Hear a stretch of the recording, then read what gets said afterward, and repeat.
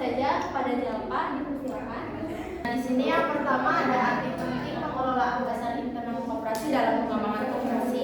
Nah, pengelolaan pasar internal koperasi itu sendiri adalah cara koperasi untuk mengatur hubungan antara anggotanya dengan koperasinya. Yang mana di dalam koperasi, anggotanya ini bisa memiliki dua peran, baik sebagai pemilik maupun sebagai pengguna pada koperasi, atau bisa disebut juga anggotanya itu sebagai pasar utama dalam koperasi. Nah, jadi dengan pengelolaan pasar yang baik ini bisa membantu perkembangan koperasi, di mana ketika koperasi bisa menyediakan atau memenuhi kebutuhan yang dibutuhkan oleh para anggotanya, sehingga anggotanya ini merasa dipuaskan dan juga merasa dipercaya oleh koperasinya, dan ini akan meningkatkan partisipasi anggota, di mana ketika anggota lainnya yang sudah merasakan pelayanan yang baik, yang ramah, maka akan mengajak anggota lainnya untuk bergabung ke dalam koperasi tersebut gitu. Jadi dengan adanya pengelolaan pasar internal yang baik dalam koperasi, ini bisa membantu memperkembangkan koperasinya agar lebih maju dan lebih berkembang pesat, sehingga bisa mencapai tujuannya, yaitu meningkatkan kesejahteraan anggotanya.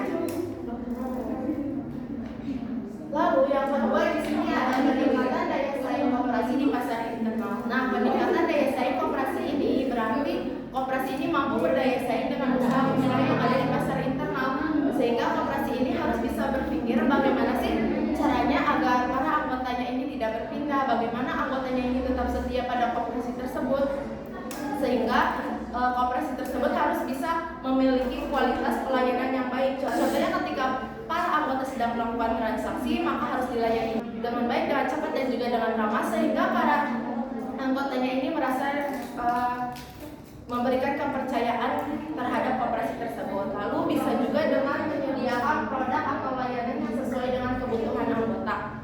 Ini sama halnya kayak tadi, koperasi ini harus bisa memenuhi kebutuhan yang dibutuhkan oleh para anggotanya, sehingga ketika para anggotanya membeli pada koperasi tersebut, itu bisa disebut koperasi yang lengkap dan juga dengan harga yang terjangkau, agar dengan harga yang terjangkau ini bisa menarik para anggota lainnya untuk membeli di koperasi. Dan yang terakhir, bisa memanfaatkan teknologi untuk mempermudah kegiatan koperasi, di mana dengan memanfaatkan teknologi di zaman sekarang ini, koperasi ini bisa membuat aplikasi ataupun bisa melakukan transaksi dengan cepat menggunakan handphone ataupun komputer gitu, sehingga tidak ada para anggota yang harus menunggu lebih lama.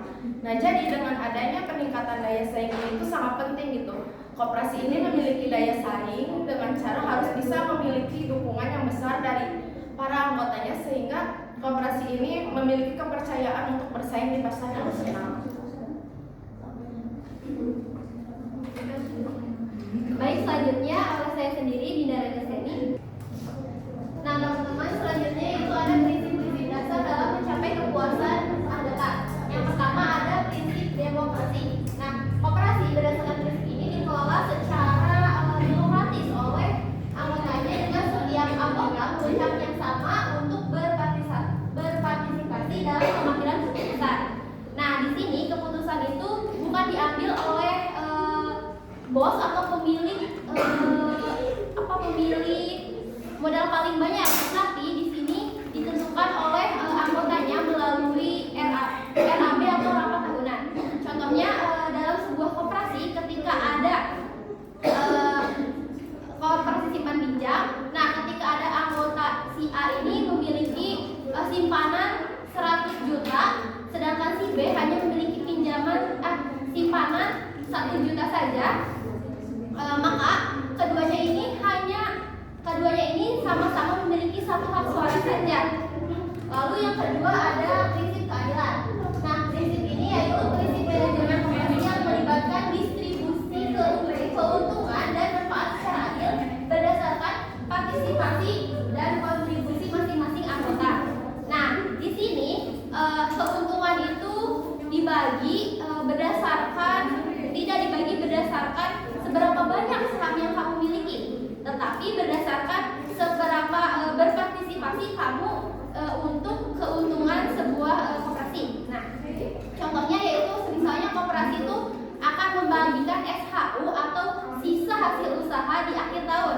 Nah, ketika kamu hanya memiliki misal kamu ini hanya berbelanja di koperasi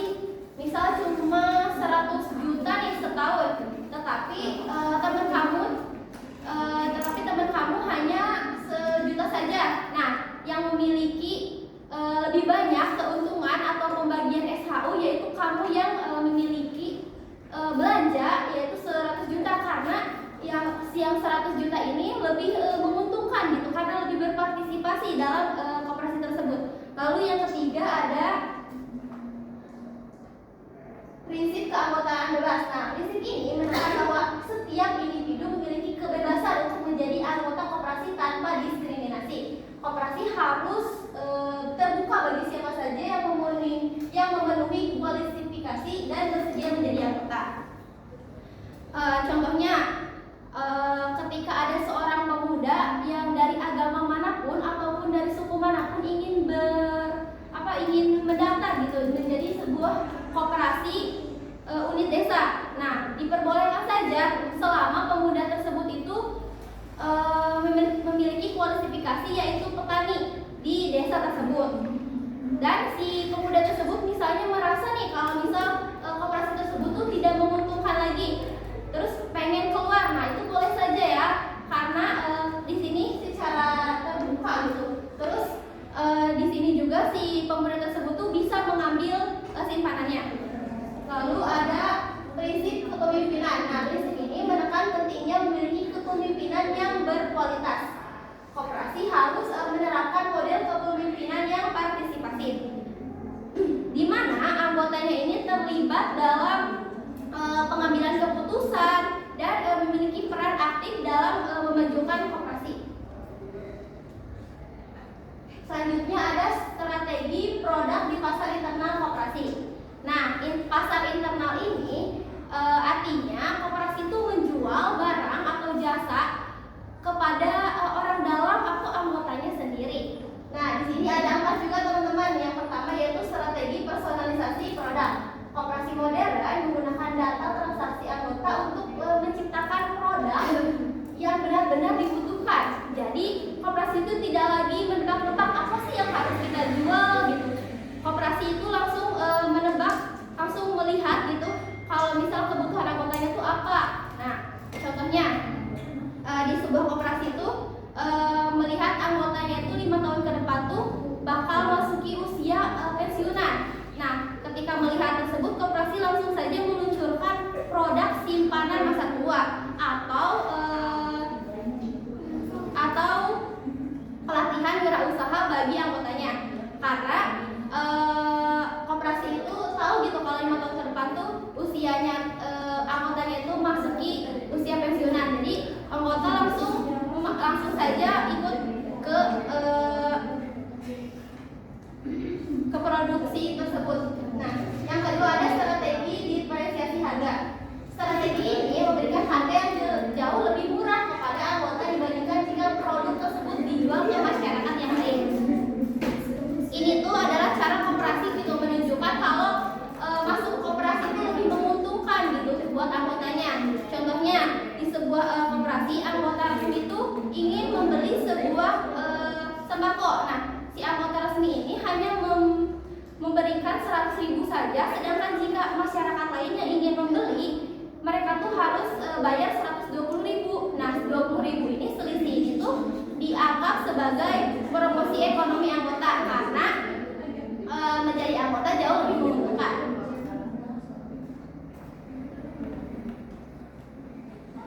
Yang ketiga ada strategi integral vertikal, yaitu koperasi berusaha menguasai rantai produksi agar anggotanya tuh mendapatkan harga terbaik dan kualitas terjaga.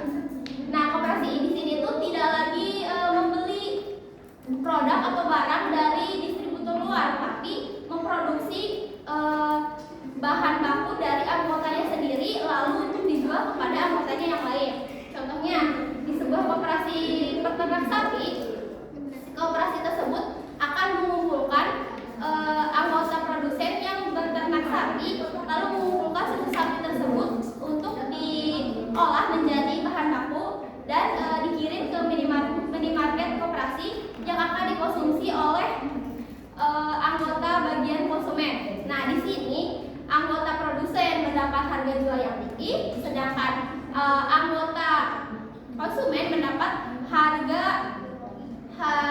beli yang murah. Lalu yang keempat ada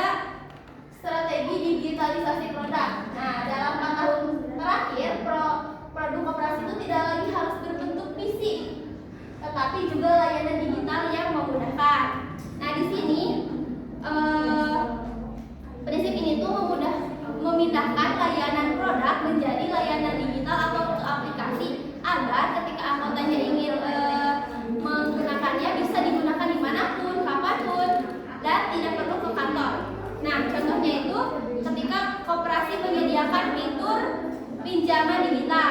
Nah, ketika anggotanya ingin meminjam nih di pagi hari, si uang tersebut langsung cair di siang harinya tanpa perlu pergi ke kantor. Jadi lebih mudah ya teman-teman. Selanjutnya akan dipresentasikan oleh Nabila. Nah, selanjutnya itu strategi promosi di pasar internal. Yang pertama, sosialisasi kepada anggota. Koperasi memberikan informasi kepada anggotanya mengenai produk mereka seperti nah, selanjutnya itu strategi promosi di pasar internal. Yang pertama yaitu sosialisasi kepada anggota. Koperasi memberikan informasi kepada anggota mengenai produk, layanan, dan program baru koperasi melalui rapat rutinan ataupun pertemuan anggota. Yang kedua yaitu ada pemberian insentif.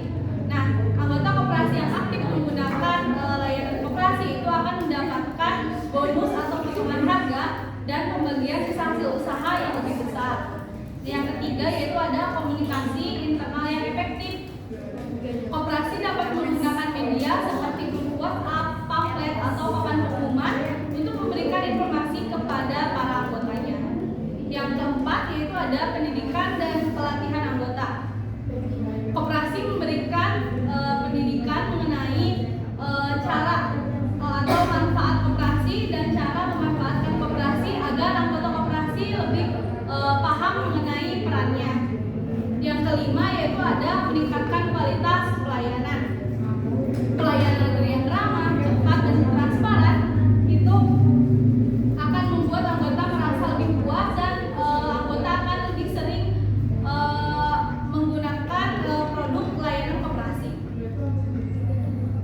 Nah, dengan menerapkan strategi promosi di pasar internal, koperasi dapat meningkatkan partisipasi anggota, memperkuat loyalitas keanggotaannya, serta mendukung perkembangan koperasi.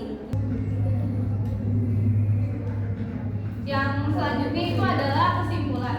Pengelolaan pasar internal koperasi sangat penting dalam mendukung perkembangan koperasi karena anggota koperasi merupakan pemilik sekaligus pengguna layanan koperasi tersebut.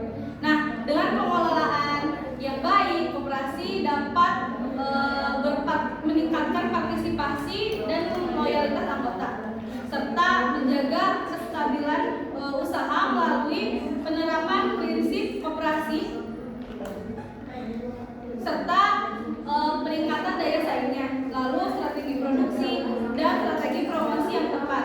Koperasi dapat berkembang lebih kuat dan mampu meningkatkan kesejahteraan anggotanya. Terima kasih. Selanjutnya yaitu adalah sesi tanya jawab. Baik teman-teman, bagi siapapun yang ingin bertanya boleh saja langsung mengacungkan tangannya ya.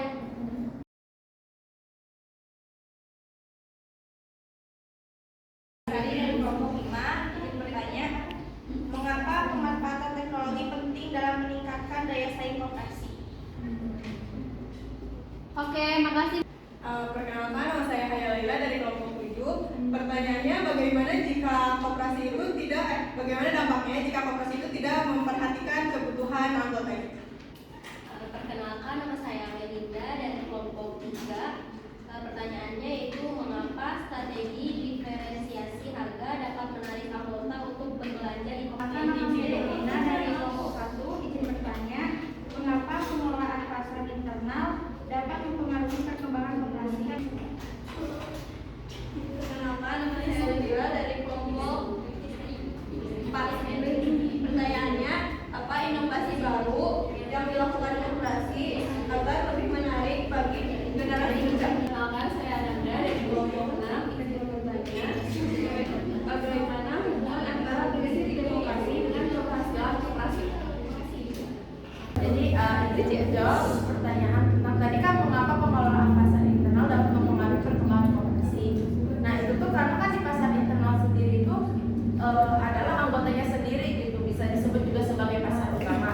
Sehingga dengan anggotanya yang aktif, anggotanya yang banyak, terus juga anggotanya yang meningkat, ini akan memberikan keloyalitasan terhadap koperasinya gitu. Jadi koperasinya itu bakal lebih berkembang.